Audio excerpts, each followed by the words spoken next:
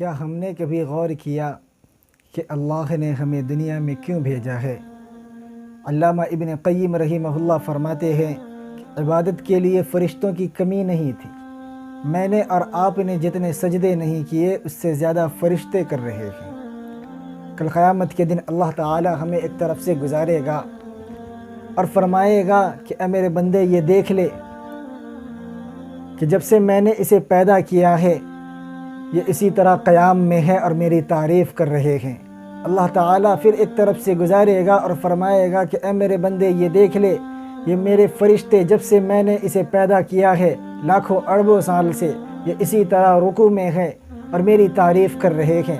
اللہ ایک دوسری طرف سے گزارے گا اور فرمائے گا کہ اے میرے بندے یہ دیکھ لے یہ میرے فرشتے جب سے میں نے اسے پیدا کیا ہے یہ اسی طرح سجدے میں ہیں اور میری تعریف کر رہے ہیں۔ کیا میں تیرے سجدے کا بھوکا نہیں، میں تیرے رکوع سجود کا بھوکا نہیں، میں تیرے قیام کا بھوکا نہیں۔ حضرت حکیم الامت رحمہ اللہ ایک بڑی حکمت بڑی بات بیان فرماتے ہیں کہ ہارون رشید کے زمانے میں ایک مرتبہ قحط پڑا۔ ایک دیہاتی تھے، وہ اپنی بیوی کے ساتھ مشورہ کرنے کے بعد کہا کہ قحط پڑا ہے اور گھر میں کھانے کا کوئی نظام نہیں ہے، اس لیے بادشاہ کے پاس جانا چاہیے، لیکن جانے کے لیے کچھ ہدیہ لے جانا ضروری ہے۔ بیوی نے کہا کہ آپ فکر نہ کریں، قحط پڑا ہے اس لیے بادشاہ کے یہاں پانی نہیں ہوگا، میں نے پانی جمع کر کے رکھا ہے، میں مٹکے میں تھوڑا بھر دیتی ہوں، اسے اچھی طرح بند کر کے لے جانا۔ چنانچہ ایک مٹکے میں پانی بھر دیا گیا، وہ 1 سال کا بدبودار پانی،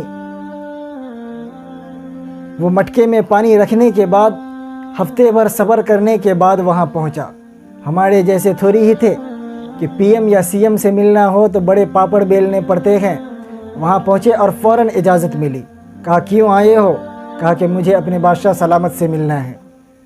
انہیں بادشاہ کے دربار میں پیش کیا گیا۔ بادشاہ نے کہا کیوں آئے ہو؟ کیا لائے ہو؟ کہا کہ میں آپ کے لیے ہدیہ لایا ہوں۔ کہا کھولو۔ جب کھولا تو اس سے بدبو آ رہی تھی، لیکن بادشاہ نے سوچا کہ چاہے یہ بدبودار ہی کیوں نہ ہو لیکن یہ محبت سے لے کر آیا ہے، ہدیے کی نیت سے لے کر آیا ہے، اور میرے نبی کا فرمان ہے کہ ہدیے کو حقیر نہ سمجھو۔ بہرحال وہ دیہاتی پانی پیش کرتا ہے۔ بادشاہ نے سوچا کہ یہ محبت سے لایا ہے تو فرمایا کہ اسے شاہی کمرے میں رکھو۔ یہ کیسے لے رہے ہیں؟ اور اس کا مٹکا بھر کر اشرفیہ دے دو۔ لیکن جب یہ جانے لگے تو ہمارے محل کے پیچھے جو دریا دجلہ بہ رہا ہے وہ اسے بتا دینا کہ اتنا سارا پانی تو بادشاہ کے یہاں بھی آتا رہتا ہے۔ چنانچہ جب وہ رعایا باہر نکلا اور اسے بتایا گیا کہ اتنا سارا پانی تو بادشاہ کے یہاں بھی آتا جاتا رہتا ہے، تو اس رعایا کے دل میں شرمندگی ہوئی کہ میرے پانی کی حیثیت کیا تھی، کچھ بھی نہیں۔ اسی طرح اللہ تعالی کل قیامت کے دن ہمیں ان فرشتوں کے پاس سے گزارے گا کہ اے متکبر انسان، تجھے اپنی نماز پر غرور ہے، تجھے اپنے روزوں پر غرور ہے، تجھے اپنے حج پر غرور ہے۔ اللہ تعالیٰ ان فرشتوں کے پاس سے ہمیں گزارے گا تو سارا غرور ٹوٹ جائے گا، کیونکہ وہ سب کے سب عبادت میں لگے ہوئے ہیں۔ طواف کا عالم یہ ہے کہ ایک مرتبہ ایک فرشتہ ایک چکر لگاتا ہے، یعنی جو کعبۃ اللہ ہے، کعبۃ اللہ کے بالکل سیدھے میں اللہ نے ایک کعبہ آسمان میں بنایا ہے، اسے بیت المعمور کہا جاتا ہے۔ صحیحین کی روایت ہے کہ ایک فرشتہ ایک مرتبہ چکر لگاتا ہے تو بتایا گیا ہے کہ قیامت تک اس کی باری نہیں آ سکتی۔ اللہ نے اتنے فرشتے پیدا فرمائے، اتنے فرشتے۔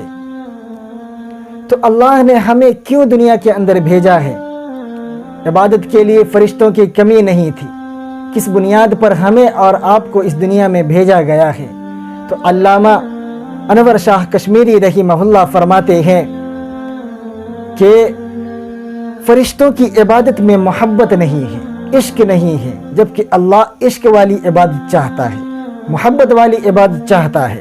تو جب بندہ عشق کے ساتھ محبت کے ساتھ الا اللہ کہتا ہے تو اللہ کا عرش ہل جاتا ہے۔